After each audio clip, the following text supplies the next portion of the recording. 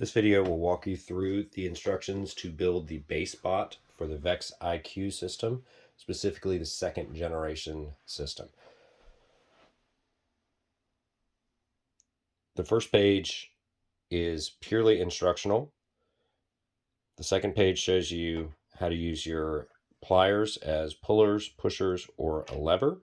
It also calls out there are 3 different angled pieces. In the Generation 2 kits, these are color-coded. In the Gen 1 kits, they were not color-coded. This diagram shows you how to measure an axle. So later on in the instructions will ask for a number 5 axle with a shoulder on it.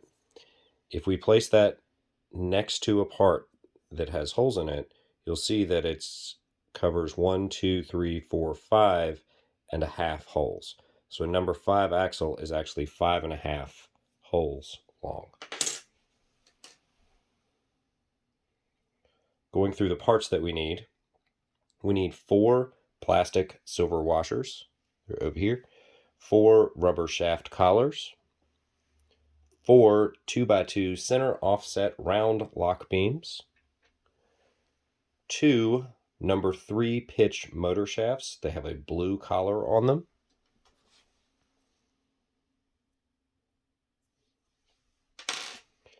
2 number 5 pitch capped shafts. They're a plastic shaft with a shoulder on top. 2 200mm travel tires. 2 200mm Omni wheels. Moving on to the next page, we need 44 of the 1x1 connector pins. There's several different pins in the kit that are blue, but only this is the one that you need. You need 44 of those. You need 12 of the 0x2 connector pins. You need 8 of the triple 2x wide 2x2 corner connectors. Need 8 of those. You need 4 of the 2x wide 2x2 offset corner connectors. There are a number of different parts in the kit that look very similar to this. Count the number of holes. Make sure you're getting the correct one. You need 2 smart motors. You see this one still has some of the pins left in it. That's okay. 2 of those. You need 1 robot brain. You need 1 robot battery. If it's not already charged, it's not a bad idea to throw that on the charger while you're building. You need 2 200mm smart cables. All those smart cables are labeled with their length on them. It's important to point out the smart cables have a small tab on them. When you insert them into a motor, you'll hear a click noise. They will not come out until you push that tab down, pull it back out.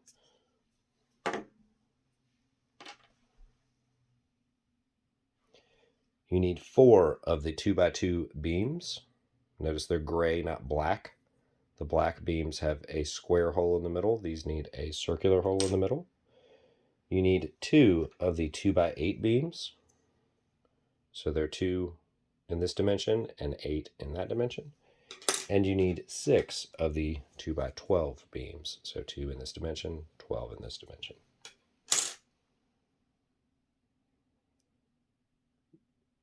You'll notice in the instructions that they give you a list of the parts that you'll need across the top. In this case, we need all 8 of these connectors. And we need 2 of the 2x12s.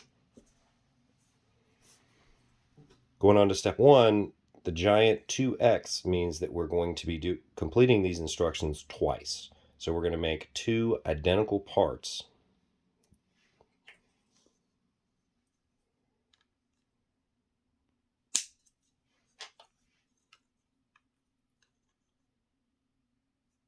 Now you'll notice The pink lines designate where the pins on these should go. So the first part, put in the correct place. The second part, the pin should be in 1, 2, 3, 4, 5, the number 5 hole. 1, 2, 3, 4, 5.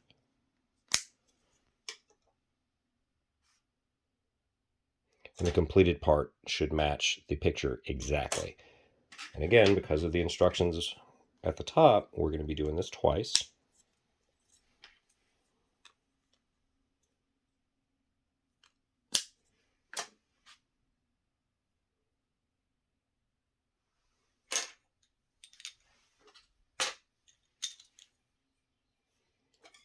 And now we'll move on again, completing the instructions exactly as they're shown.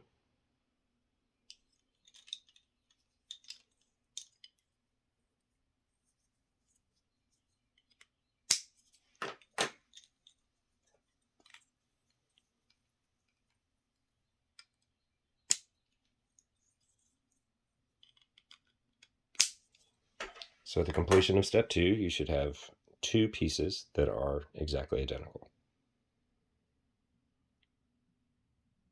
Moving on to step 3, we need 4 of the blue pieces, 2 more 2x12s, 4 of the 2x2s, and 8 of the 0x2s.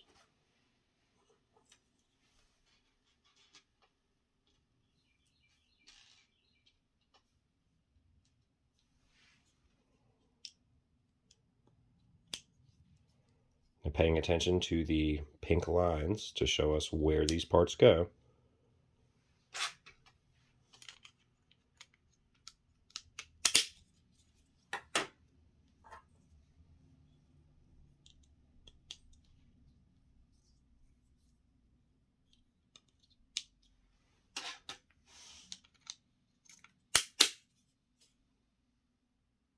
Okay, moving on to step 4.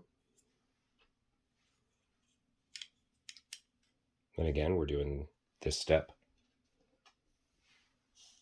twice.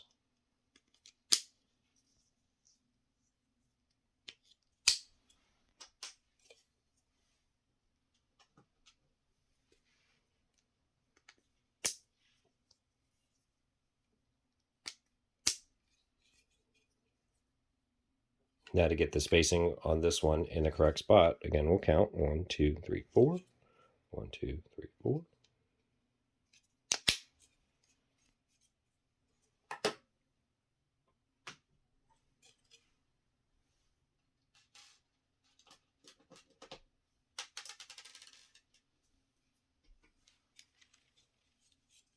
And if you didn't put the blue pins in the correct place in step 3, then these pins won't have anywhere to go in step 4. So it is important that you get your pins in the correct position.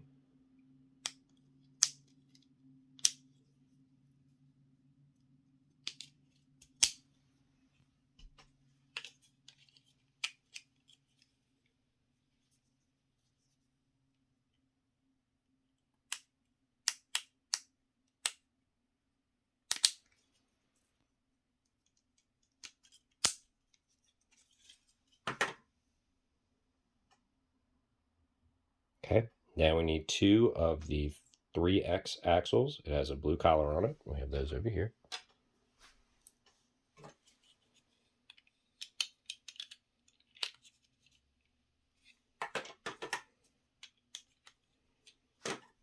Need 8 of these 1x1 blue pins. Remember, one of our motors still has some pins in it. And as it happens, they are in the correct place. So this circle with a square on the inside of it is the actual part of the motor that rotates. So that has to be in the correct place, and this axle will have to go into that hole in order for this to work at all. But we've got 1, 2, 3, 4. They're in the correct places. What I have found with this step is it is a little difficult to get the axle twisted to the correct location and to pop all 4 of these pins in at once. So if you slide the axle out a little bit, go ahead and get the axle seated into the motor, and then you can snap everything together. When you twist, you should hear a motor noise.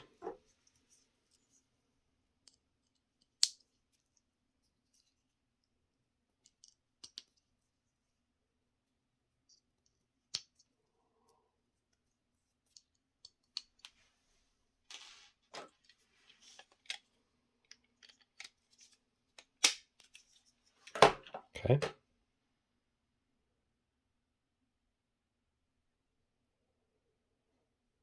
Moving on to step 7, we need 16 of the 1x1 blue pieces, 4 of these guys, 2 wheels, 2 black rubber collars, and 2 washers. And I've cheated a little bit here because I already have 3 of these prepared, but I'll show you with this one a little bit of.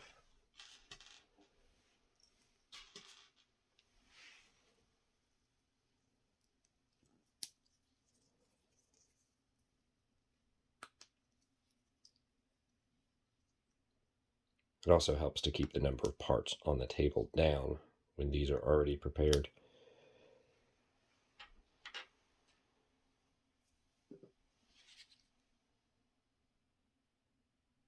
So looking at the instruction, this part is going to go in here, but we've got to have this rubber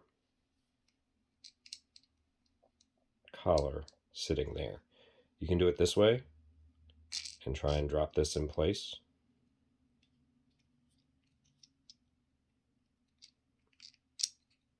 And see, it's a little bit fiddly,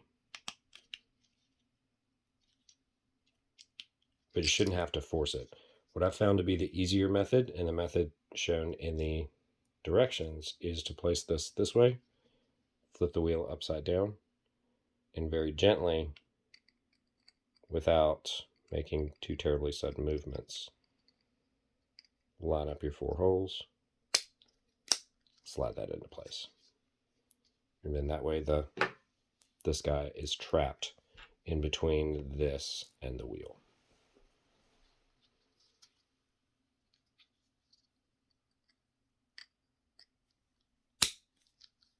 Okay. Now it's telling us we're going to take these plastic washers, we're going to slide them onto the metal axles, and then we'll slide the wheel on.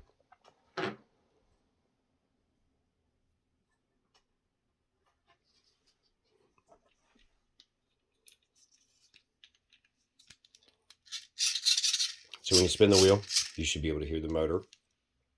The small plastic washer gives you a little bit of clearance in between these blue pins and the gray pins that hold that square on. If we don't put that on,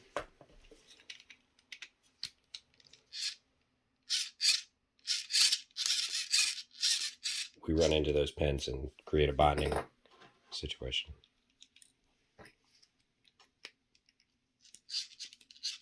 Okay, moving on. We're going to do the same thing to our Omni wheels.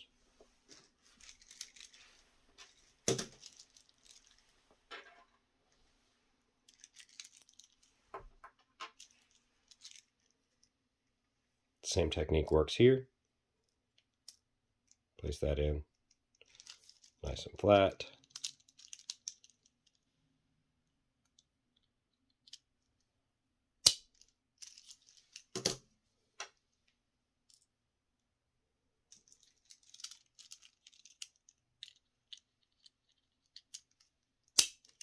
Okay.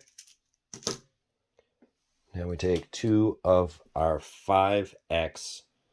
So the 5x is the length. The 2x is how many of them we need. Take 2 of our 5x pieces. One goes here, one goes in the other one.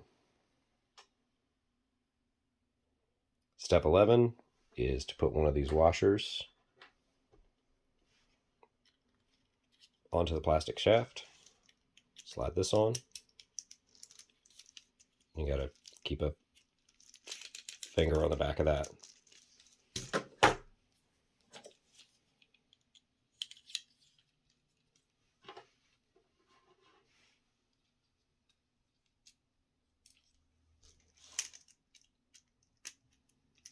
And if it's particularly difficult to push this in and you can't do it with your finger, you can put it on the table and gently squish down. You don't want to force it.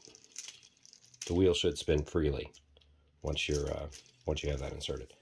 Step 12, we need our last two 2x12s. They're going to snap down right here on top.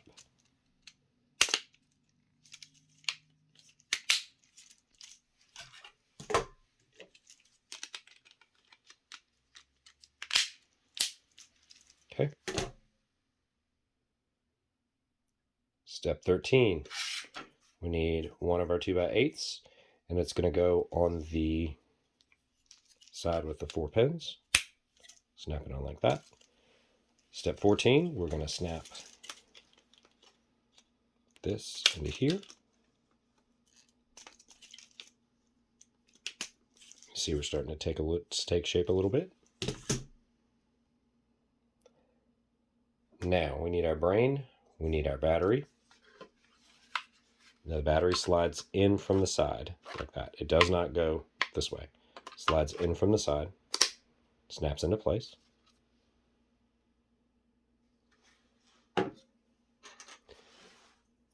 Now, the call out in step 16 is 2 of these pieces. The exact step 17 is to do the exact same thing to the other side. It is very important that you pay attention to which side this little flange is on. That flange goes towards the inside of the brain. So it's this way, not this way, this way.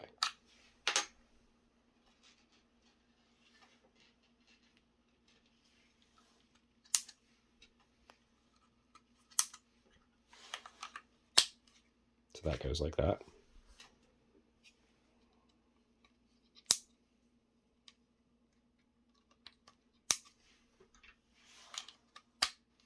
It doesn't matter, at least in this case, whether you do the 1 through 6 side or the 7 through 12 side first. You're going to do the exact same procedure to both sides.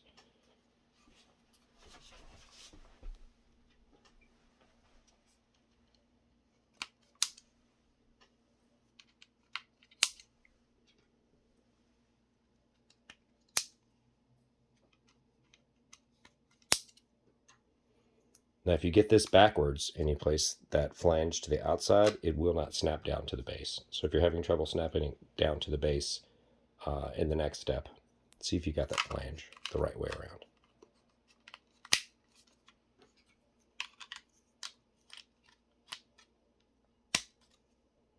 Okay? So step 18, we're going to snap this down.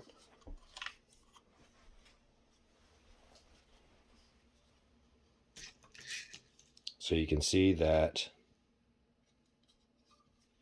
in the picture,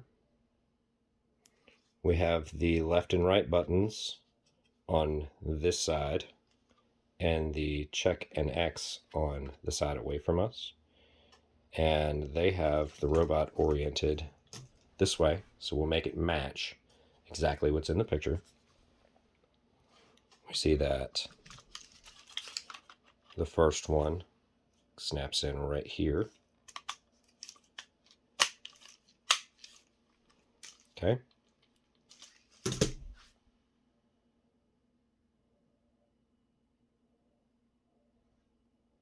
Now we take our two 200 millimeter cables. One of them goes from port number 1 to the motor that is on this side of the robot. So we'll go from port number 1 to this motor. The second one goes from port number 6 down to this motor. Again, if you need to remove these cables, you need to push the little pin, the little latching mechanism to the side. They will not pull out by themselves. And the final step is to put the bumper on here. You have to push the cables out of the way just a little bit.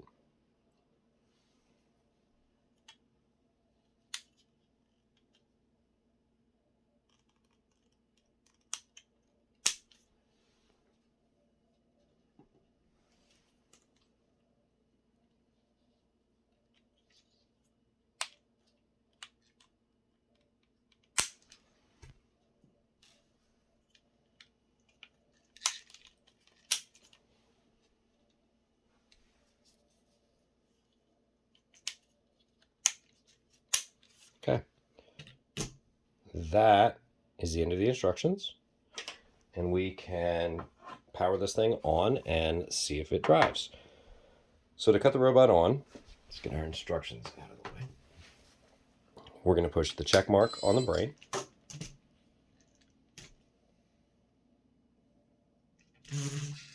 That's going to bring us to this screen. We also need to push the power button on the controller.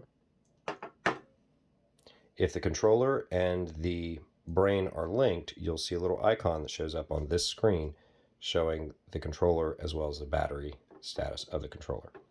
So we are going to go to drive. We're going to push the check mark. If we go over here to the right, there's an option called controls. In the controls menu, we can change the way that the robot drives. In this case, we're in tank drive, and it will show you the two circles that are here with arrows around them. Those indicate, those two circles are these two joysticks. So your controls, if we're in tank drive, you push both joysticks forward, and motor number 1 and motor number 6 will drive the robot. Will drive forward. Pull both backwards, and you'll go backwards. And if you do some combination of forwards and backwards, then it will turn the robot. We switch over to split arcade. Forwards and backwards is on the right stick, and left and right are on the left stick. Right arcade puts all the controls on the right hand side. Left arcade is all the controls on the left side. And then we're back to tank drive. Moving over to the right, we have other motors that we don't have installed on this version, but number 10 is on the left shoulder buttons. Number 4 is on the right shoulder buttons. You have E, you have F. These two options here, if your robot is driving backwards the direction that you want it to, you can go here and flip that to reverse. If it is turning the incorrect direction, you can flip that. But you should have both of these set to normal, and you should have this set to whatever drive mode that you want. In this case, we have it on tank drive. So we'll go back over to run, push enter, or the check mark rather.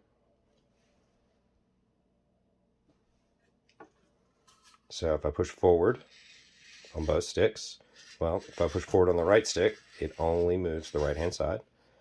Forward on the left stick, only moves the left hand side. So if I want to back the robot up, I'll pull both of them backwards. Try not to drive off the table. So forward, backwards, left turn, right turn.